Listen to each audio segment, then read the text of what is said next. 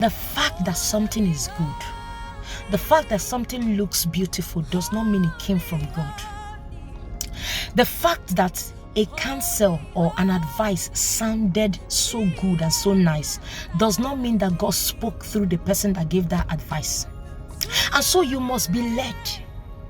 Because what the devil is doing in this end time is that he is parading himself as an angel of light, and he's deceiving a lot of people.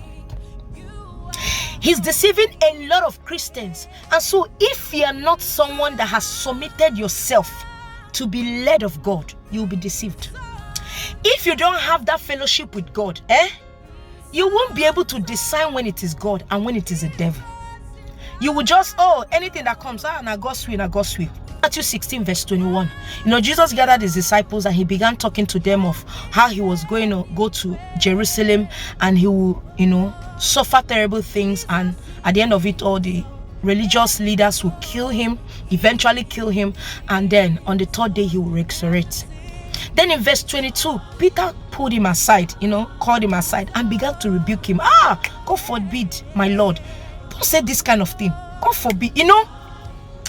If it's in this our generation, you would rebuke that person. God forbid, how can you say such a negative thing? You will not die. Nothing will happen to you. The truth is that obviously Peter had a good intention. He can't watch his master, saying that he was going to die and just keep quiet. Do you understand? But see what Jesus did in verse 23.